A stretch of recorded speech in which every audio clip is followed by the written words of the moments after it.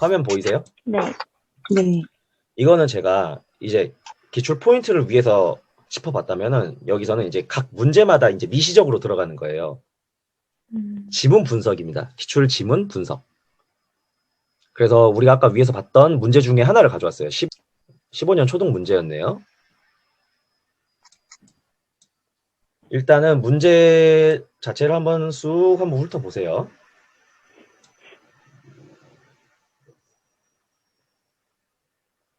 같이 볼게요, 이제.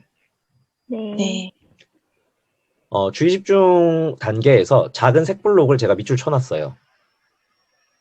그리고 네. 그 위에 지문 내용을 조금 분석해서 관련 용어를 넣어봤습니다. 색블록은 과연 여기서 무엇을 의미하는 걸까? 강화제죠. 네. 선생님들이 강사 교재를 보거나 강론서를 보면은 주의 집중을 하기 위해서 교사가 할 수 있는 일을 본 적이 있을 수도 있어요. 그 중에 하나가 강화제를 제시하는 거거든요. 그 다음에 학생의 이름을 부르는 것도 있고요. 네. 학생의 이름을 부르거나 강화제를 제시하거나 그래야 주의 집중이 되겠죠. 그렇죠? 네. 네. 이 친구가 안 보고 있는데 무엇을 내가 제시한다고 해서 이 친구가 학습이 될 거라는 보장을 할 수는 없잖아요. 그래서 강화물로 주의를 끌고요. 그 다음에 학생이 선호하는 강화제를 찾기 위해 선호도 평가를 실시할 수 있다라는 어떤 이런 확장된 내용까지도 한번 넣어봤습니다. 네. 이거는 강론을 통해서 공부하고 강사 교재를 통해서 공부하고 나서 색블록, 강화제. 그래, 강화제를 찾으려면 학생이 좋아하는 강화제를 찾아야 더 DTT가 더 효과적으로 작용될 수 있을 거 아니에요. 그렇죠? 네. 네. 그래서 강화제를 찾기 위해서는 선호도 평가라는 것을 실시할 수 있다. 네. 이렇게 좀 적어놨습니다. 그 다음에 기억은 자극의 제시 단계인데 이 답을 맞추는 거 중요하죠. 중요한데 앞으로 시험에 나온다고 하면은 똑같은 형태로 나오기보다는 조금 더 심화해서 나올 수도 있을 것이고 지문 내용을 응용해서 나올 수도 있겠죠. 그랬을 때 네. 교사는 준수에게 1,000원을 짚어보세요라고 말하는 것 자체를 전공용어로 표현하면 변별 자극이라고 할 수 있습니다. 네. 이거 이번 연도 시험에 나왔잖아요. DTT로 나온 거예요? 아니요, 그건 아니고 그냥 변별 자극이라는 단어를 쓰는 거예요. 행동 수정에서? 네. 거봐. 이렇게 나오잖아. 그렇죠? 네. 그러니까 공부라는 건요. 예상이라는 건 이렇게 지문을 분석해서 이 지문의 내용을 용어로 만들다 보면은 관련돼서 꼬리에 꼬리를 물고 나오는 것 같아요. 네. 네. 변별 자극. 이렇게 해서 변별 자극이 뭔지를 공부해 놓은 친구들은 이번 맞았겠죠? 시험에서 맞출 수 있었겠죠. 네. 근데 변별 자극이라는 거는 자폐에서만 나오는 게 아니라 행동 수정에서 나오고 학습장애에서도 나오고 막 지적장애에서도 나오고 엄청 많이 나오거든요. 네. 굉장히 중요한 용어예요. 기본이 되는 용어면서도. 아직까지 나오지 않았다가 이제 딱 나온 거죠. 그다음에 학생 반응. 준수가 1,000원 지폐를 집니다. 이런 것들도 아무런 의미가 없는 문장 같지만 사실 전공 용어로 표현하자면은 정반응, 오반응, 무반응 셋 중에 하나겠죠. 네. 네. 정반응이죠. 그렇죠? 1,000원을 짚어보세요 했을 때 1,000원 지폐 집잖아요. 그렇죠? 네. 그다음에 피드백. 교사는 색블록 한 개를 꺼내 준수가 볼 수는 있으나 손이 닿지 않는 책상 위의 일정 위치에 놓는다. 이건 무슨 말일까요? 왜 이런 짓을 할까요? 피드백에는 교정적 피드백과 또 무슨 피드백이 있을까요? 긍정적 피드백이 있죠. 네. 쉽게 말해서 보상이에요, 보상. 네. 근데 이 색블록을 그냥 바로 주면은 애가 이제 거기에 또 빠져갖고 학습을 하는데 오히려 방해가 될 수 있겠죠. 네. 그래서 볼 수는 있으나 손이 닿지 않는 책상 위에 놓는 거예요. 이해가요? 네. 그 색블록이 투명 컵에 차곡차곡 쌓이는 모습을 보면서 뭔가 본인은 희열감을 느낄 거 아니에요. 조금만 더 하면 돼. 조금만 더 맞추면 돼. 그럼 선생님이 주시겠지. 이런 생각을 가질 수 있지 않을까요? 네. 그렇죠? 그래서 긍정적 피드백을 제공하는 거고 괄호 열고 오반응 시 교정적 피드백 제공. 이 말이 결국에 시험 문제로 나온 거죠. 또 17년도 중등 문제로. 그쵸? 네. 그러면은 15년도에 시험 문제를 치르고 16년도에 시험을 준비한 사람은 이 각 단계를 구체적으로 뜯어보면서 교정적 피드백이 뭘까? 라고 질문을 던졌어야 돼요. 그리고 이렇게 옆에다가 적어 놓을 필요가 있었겠죠. 교정적 피드백이란 뭐다? 적어 놓고 또 더 심화해서 공부하는 사람이라면 교정적 피드백을 제공했을 때 촉구 의존성에 빠질 수도 있으니까 그럴 때는 강화를 서서히 줄여서 제거한다. 만약에 시험에 낸다면은 이런 부분까지도 이제 앞으로 낼 수도 있지 않을까요? 그렇게 생각을 하시면서 꼬리에 꼬리를 물어야 되는 겁니다. 네, 행동부정이랑 같이 연결이 많이 되네요. 그렇죠. 내용 자체. 네. 왜 그러냐면요. 행동수정의 원리를 이용해서 만든 게 DTT예요. 아, 네. 네, 그렇게 생각하시면 되겠고. 그 다음에 밑에 이 표 보이죠? 네. 이 네. 표도 DTT를 설명하는 강론에서 다루고 있기도 하거든요. 그러면 DTT가 정말 조금 더 심화해서 나온다면은 이 그래프를 해석하는 문제가 나올 수도 있을 텐데 이건 정말 심화해서 나온다면 그렇게 생각을 하시면 좋을 것 같습니다. 네. 그다음에 기억, 자극의 제시 단계 이거 명칭 그냥 쓰면 되는 거고 방과후 3번에서 제한점을 물었어요. 그래서 제한점에 대한 것을 답으로 쓰면 되는데 또 이런 생각을 해볼 수도 있을 거예요. 앞으로는 그러면 DTT의 장점을 물어볼 수도 있지 않을까? 지금까지 제한점을 물어봤으니까. 네, 장점 또는 적용 이유를 한 번 정도 더 물어볼 수도 있지 않을까?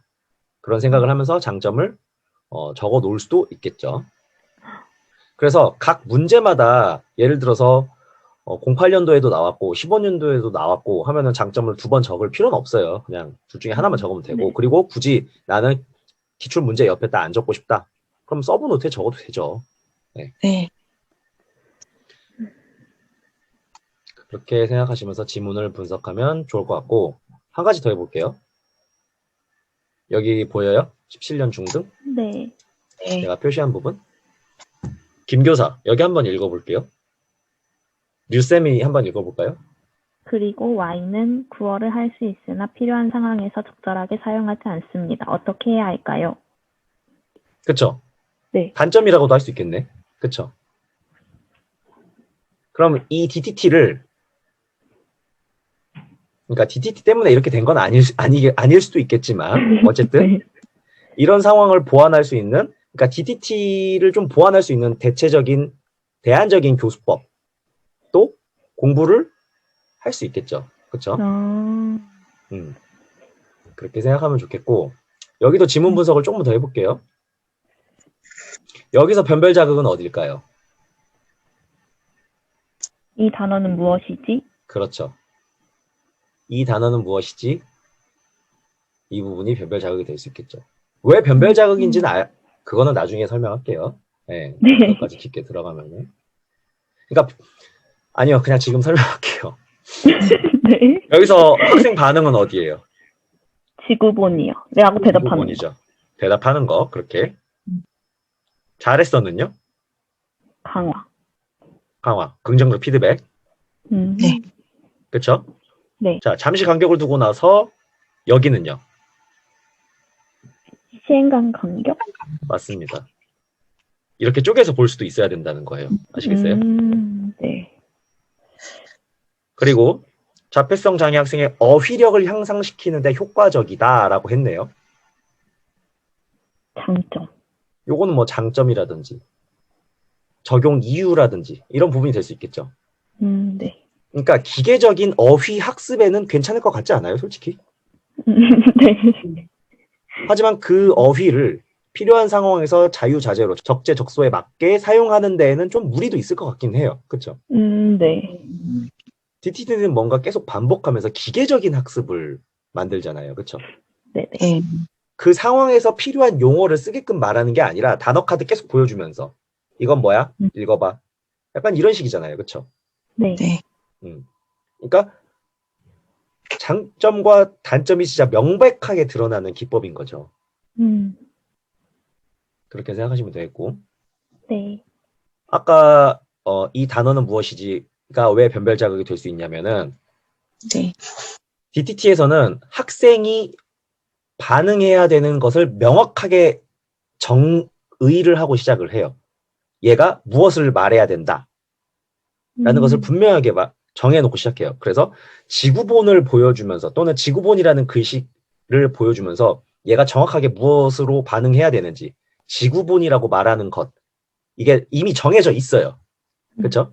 그러면 그 반응이 나올 수 있도록 자극을 제시하는데 그 자극을 변별 자극이라고 할 수 있습니다. 예를 들어서 이 단어는 무엇이지? 라고 하지 않고 그냥 단어 카드만 앞에 쓱 밀어줘요.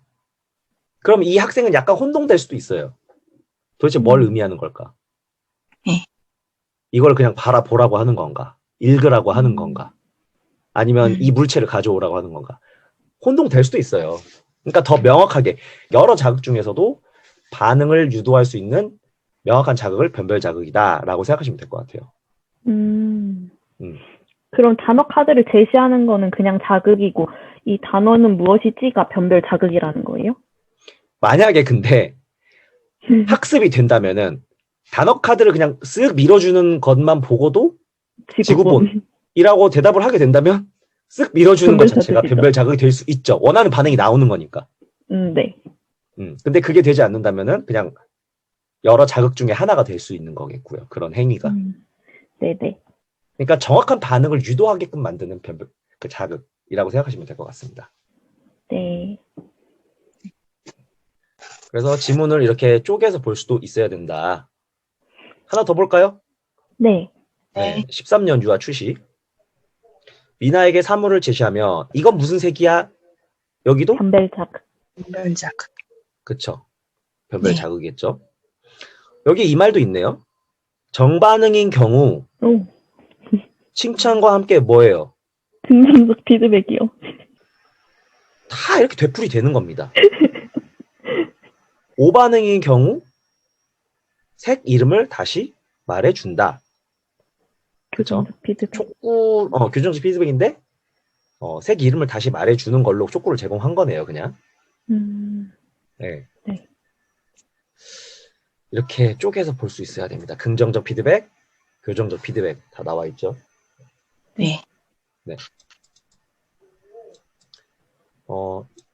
그래서 지문 분석하는 것까지 오늘 했네요. 네, 기출 포인트, 그다음에 문제 분석하기, 그다음에 사실 관련 내용 넣기랑 출제 가능 포인트, 예상 포인트 적기 이 부분도 제가 다뤘죠, 아까. 네. 네, 그렇게 해서 기출 분석을 하시면 되겠습니다. 이거는 어떤 이론적인 안내고요. 사실 중요한 건 이제 선생님들이 적용을 해야 되는 겁니다. 그래서 오늘도 미션을 드릴게요. 네. 네. 많은 거 바라지 않고 한 가지 개념에 대해서 오늘 제가 한 것처럼 기출 분석을 한번 해보세요. 예를 들어서 뭐 자기 교수라든지 자기 교수는 너무 쉽다. 일반 사례 교수 이런 거 굉장히 어렵잖아요. 네. 그렇죠? 뭐 그런 걸로 기출 분석을 하고 싶다. 그러면 오늘 배운 것을 적용을 한번 해보세요. 뭐 어디까지 되든지 간에 일단 해보고 그거에 대한 피드백을 제공해드리면 괜찮을 것 같아요.